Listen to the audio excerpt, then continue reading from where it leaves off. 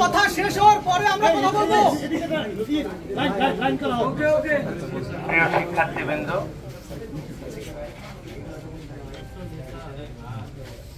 আজ সেই বিকাল থেকে একটা দাবি নিয়ে, যে পোষ্য কোটায় ভর্তির যেই বাতিলের দাবি, সেটা নিয়ে তোমরা সবাই প্রশাসনিক ভবনে অবস্থান করছো। অত্যন্ত শৃঙ্খলার সাথে এই দাবি আদায়ের জন্য আজকের এই ডেমনস্ট্রেশন অবশ্যই আমাদের আন্দোলনের যে ঐতিহ্য তার সাথে সাযুজ্যপূর্ণ, এই জন্য ধন্যবাদ জানাই। এই দাবি আদায়ের জন্য অব্যাহতভাবে গত এক সপ্তাহ ধরে শিক্ষার্থীরা বিভিন্নভাবে আমাদের কাছে আবেদন করেছে এবং বিভিন্ন পর্যায়ে আমরা, যেহেতু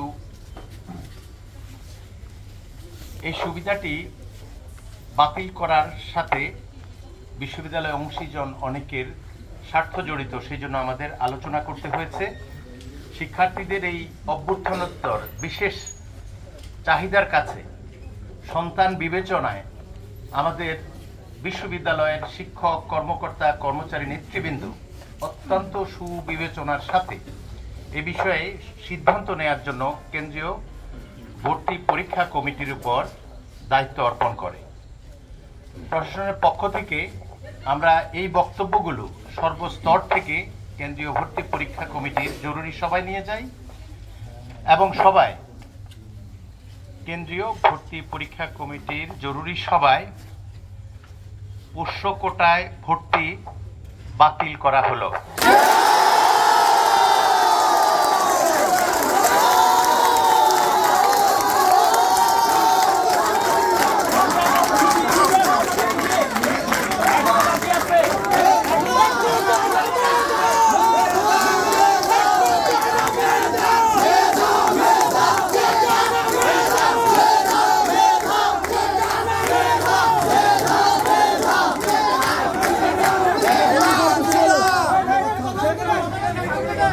বিশ্ববিদ্যালয়ের শিক্ষক, কর্মকর্তা, কর্মচারী, তাদের যারা নেতৃবৃন্দ, তারা তাদের সন্তানদের এই দাবি পূরণের জন্য তারা অভিভাবকের ভূমিকায় অবতীর্ণ হয়েছে। সেই জন্য বিশ্ববিদ্যালয়ের প্রশাসনের পক্ষ থেকে তাদের প্রতি গভীর কৃতজ্ঞতা জানাই।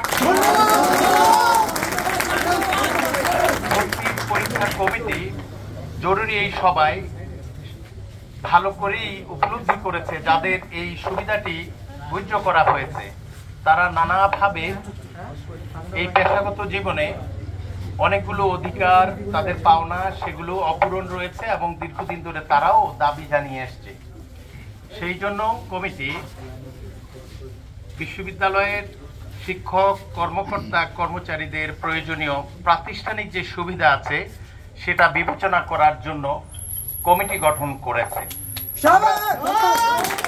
আমরা বিশ্বাস করি শিক্ষক, কর্মকর্তা, কর্মচারী, নেতৃবৃন্দ যেভাবে সন্তানদের দাবি পূরণের জন্য নিজেদের দীর্ঘদিনের এই অধিকারের জায়গাটিতে অভিভাবকের ভূমিকা এসেছে, তেমনিভাবে তাদের সন্তানরাও বিশ্ববিদ্যালয়ের যারা রয়েছে পরিবারের, যাদের সার্বক্ষণিক সহযোগিতায় শিক্ষার্থীদের শিক্ষা জীবন পরিপূর্ণ হয়, তাদের ভালো থাকা, তাদের জীবন মান উন্নয়নের জন্য তারা তাদের ন্যায্য যে দাবিগুলো আছে সেই দাবিগুলোর তালিকায় এটাকে অন্তর্ভুক্ত করবে।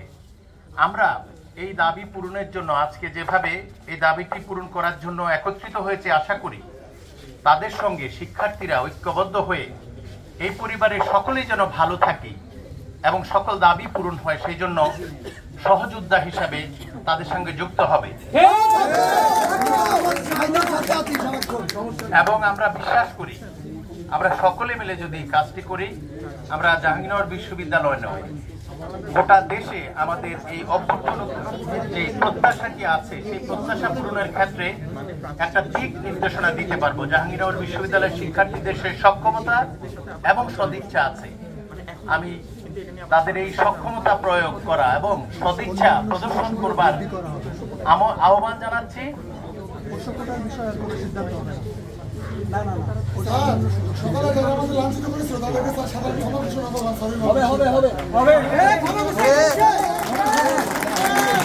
ধন্যবাদ।